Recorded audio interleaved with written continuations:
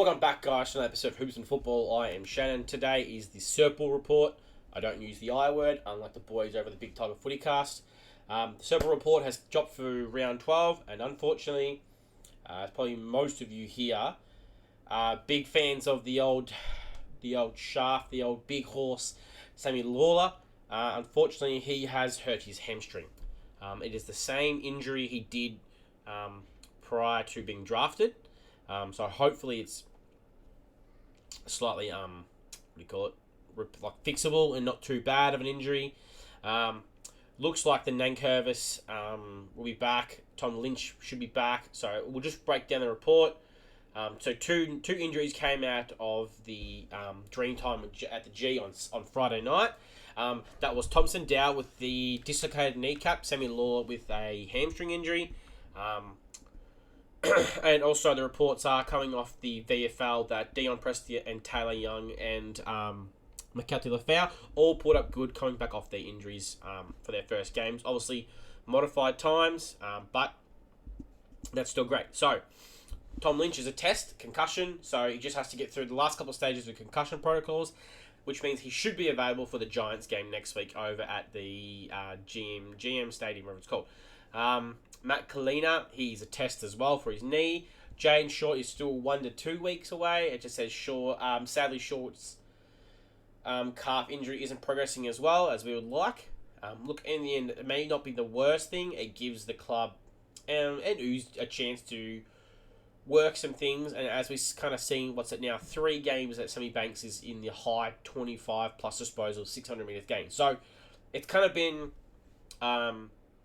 a blessing in disguise with Shorty's injury. So probably helps the club long term. Now, the one that hurts, well, the next two hurt me the most because I'm big fans of these boys. Sammy Lawler's hamstring 4 to 6 weeks.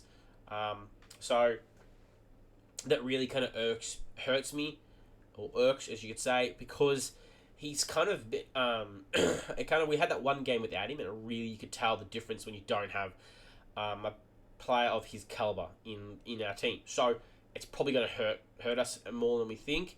So just giving you guys a bit of a heads up, this could be a rough couple of weeks coming up. It just says Sammy Lawler has re-aggravated his hamstring injury that he sustained prior to coming into the club. It says unfortunately for him, he's going to miss a bit of game time. Thankfully, it's only going to be around 3 weeks.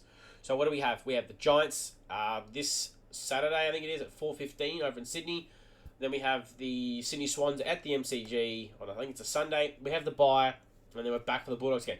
So there's a chance it's either the Bulldogs game or whoever we have after the Bulldogs game that Sammy Lawler's back.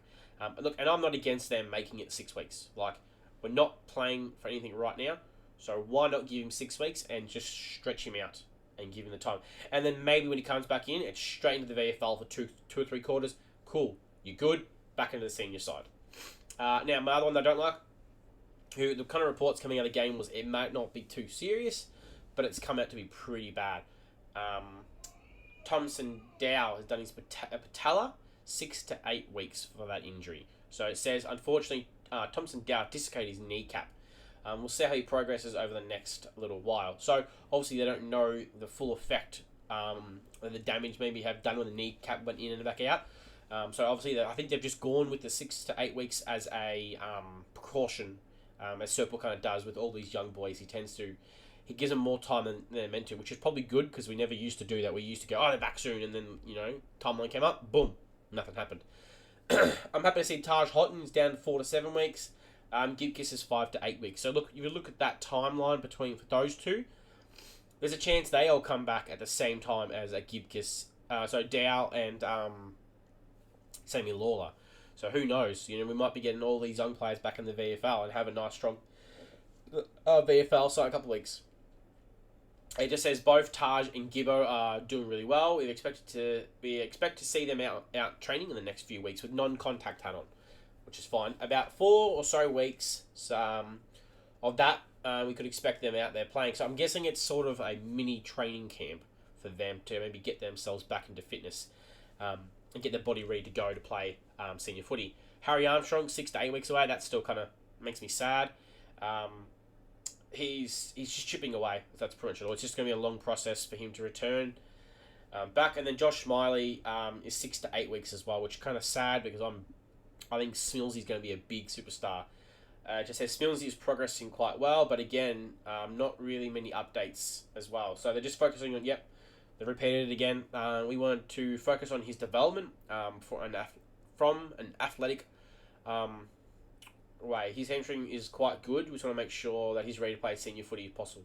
Look, so it's good. It's not good, but it's great. So it's just kind of working it out as it is. So obviously, then we now know that McLeaner, Cathy Lafau's good. We're probably gonna have Lynch and Nank back in the side. Dion Prestia back. Look, that one I've already probably got on longer than I meant to, but the Dion Prestia one I don't like. Look, everyone has their own opinion, and that's perfectly fine. This is what my whole entire channel is about. It's just my opinion. And getting the feeling off the reports that are coming out from the club and what I see, and what some other fans see. The Dion Prestia one, I think he played 3 quarters, and it was good 3 quarters, but he faded out a fair bit.